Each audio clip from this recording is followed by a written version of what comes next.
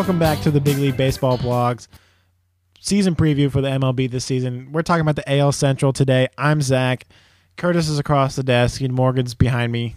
I can't really see her, else I wouldn't be able to talk on the microphone. She's producing. AL Central, Curtis. Pretty competitive division. Oh, this is the one that there's 5 teams. Am I too loud? No, you're fine. What are you making fun of me for? I wasn't. Oh, okay. Please continue. Yeah, I make fun of myself all the time. This is the one that if you had a 5-sided die, you could throw it out there and you could make a case on why that team could win the division. It really is. All 5 teams easily could win this division. You could make a case for it. Well, we already have our Royals writer, Paul, who actually picked the Royals to win. So this blog kind of homer, but I mean only a little bit. We don't have a lot of credibility on this blog, obviously. Is that correct? Maybe that might be the case. So, who do you think is going to come out on top then?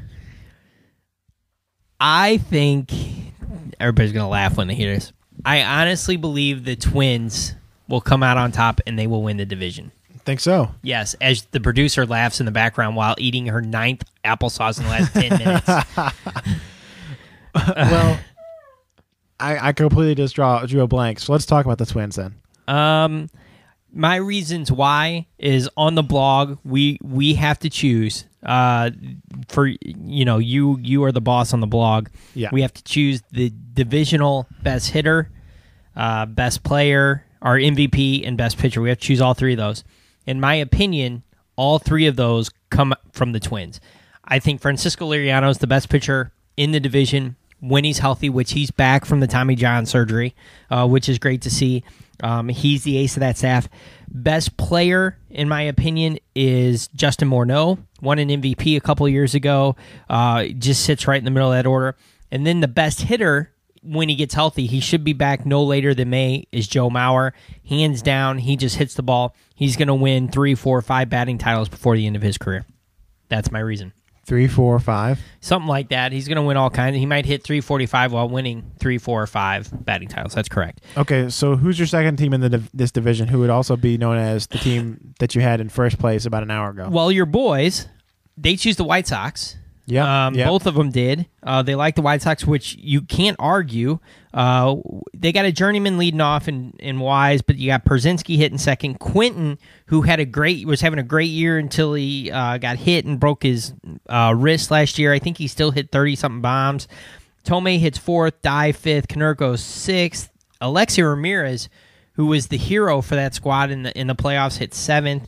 Josh Fields 8th. Josh Fields so big they let Creedy go. And then a gentleman by the name of Chris Getz is going to hit 9th and play 2nd. The thing about this team is they've got this kid, number 1 draft pick from a couple years ago named Gordon Beckham. Not David Beckham, Gordon Beckham. He roped the ball in spring training. They were looking for a reason to send him down. They couldn't do it until the last cuts were made. I don't think he's going to be down in Double-A or Triple-A too long. I think he's going to be up there, and if he comes up at some point during the year, I think they might have found their leadoff hitter, and I think at that point, this Chicago team could easily win a division. Nice. Yeah. Nice. So, where are the Indians finishing? Because SI has them second. Paul had them in last place. I have them in last. I do. I have that. Cliff Lee is the Cy Young Award winner, but he's never done it before, so I think he needs to prove that again. Fausto Carmona had a horrible year last year, but a great, what year would that be? 7? So he needs to prove that he can throw again. Any team that has Carl Pavano in their lineup, in their pitching staff, we know that was one of the worst signings in baseball history for the Yankees, as well as Anthony Reyes, who was the, now cast off from the Cardinals. You're just really strong. Kerry Wood's our closer. You never know what you're going to get from that. Hafner's coming back from injury. So is Victor Martinez. Peralta's kind of up and down. Shin-Soo Choo needs to prove himself. The only one that's consistent in that lineup is Grady Sizemore. You have to find a reason to pick somebody last. That's the only reason. It's just the pitching staff. It's just tough because anybody can finish anywhere in this division.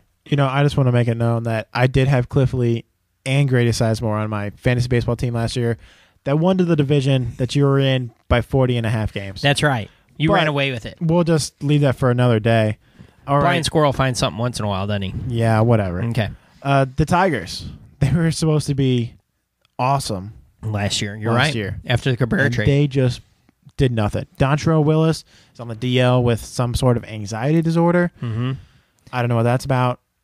What's going to happen with them this year? Well, the funny thing about Dontrell, all the experts have said they have never seen this happen with a pitcher. They've seen it in the field, Steve Sachs and those guys that can't throw from second anymore, and they just can't do it. Just like Akiel couldn't, he couldn't pitch anymore, but he was still able to do something. Right. He's just lost it. He went from being one of the best pitchers. See, Akiel's happened like his second year in his, up in the big leagues, and he had some background issues there. But Dontrell was one of the best pitchers in baseball for 3 or 4 years, one of them, not the best, but definitely one of them. And he's just completely lost everything. There's no injury, so that's just perplexing. But Tigers finished last place. But you know what? Between first and last place, Zach, this is why we say you never know what can happen with this division. It was 14 and a half games. That is not a lot. I mean, you're looking, AL East was 28 and a half, was a difference. The AL West was 39, 32 and a half, 30 and a half, 21. It's just crazy how close this division is. So Cabrera in the middle of that lineup just makes him a force. Ordonez hits in front of him. If Granderson's healthy at the leadoff spot, Polanco's just, all he does is get base hits and move runners along. Carlos Guillen, not really your typical 5-hitter, but he does get on base. Marcus Thames after that. They have something there. It's just their pitching staff is just struggling. All right, and we regret that we weren't able to have Paul on, who writes about the Royals. What do you see in the Royals this year? Well, they're getting better. Dayton McClain is just done a masterful job as the GM there. Coco Crisp, I think, is a great trade to get him to lead off for this team. They finally get a leadoff hitter that can get on base and steal. I think Micah Villas needs to prove he can do it again. He'll start at short and hit second. David DeJesus at third. I don't know about that. I still think they need to give Gordon a chance to hit third or fourth in this lineup. They have him all the way down at seventh. I also like Billy Butler. They have him at sixth. I'll tell you what, if Butler and Gordon are your 6 and 7 hitters in September, they really are probably competing for the division because I think they need them to produce.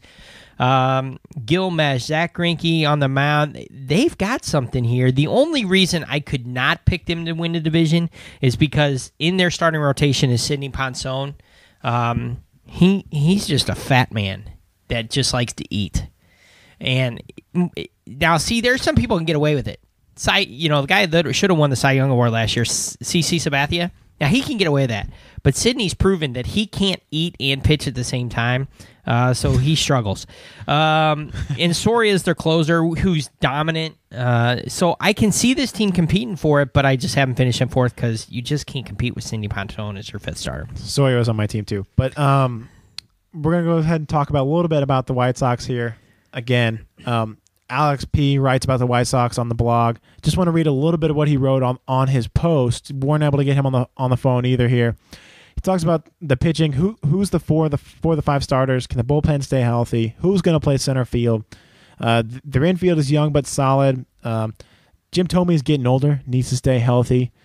Best player, he said, was Jermaine Dye, the most consistent hitter on the team. He must duplicate his numbers for the Sox to have a chance. Best pitcher, John Danks. He led the team in strikeouts last season. Expect his numbers to improve this season. And he says, who to watch for? Manager Ozzie Guillen. Yes, I'm picking Ozzie as the person to watch this season. He'll make another splash somewhere this season because Ozzie is going to be Ozzie. That's probably very true.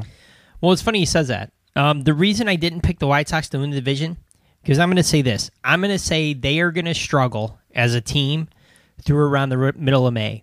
And I think Ozzie's close to wearing out his welcome there. And I think he's going to get fired at some point in May if they really start to struggle early. And I think from June on, they might be the best team in baseball after that with a new manager. I just think he's worn out his welcome, and they're going to get too far behind one of these teams. Like I've said, I think it could be the Twins. It could be the Tigers with that lineup. You never know. But I just think they're going to go on a run, and they could even compete for the wild card. There you go. Just moving on to Alex's prediction, just touch on this real quick. The Chi Sox will have a shot to repeat, but they will not. The division is too much up for grabs between the Twins, Tigers, the Indians, and even the Royals, like we've been saying. They'll ride their young talent to a third-place finish behind the Twins and Indians. So there you have it. If you've got an opinion on the AL Central, please go ahead and email us at bigleaguebaseballblog@gmail.com. You can always comment on the post on the website. We're also on Twitter. Check us out. Big League Blog is our name on there. And we're also on Facebook on the Big League Baseball blog. Check us out, and thank you very much for listening.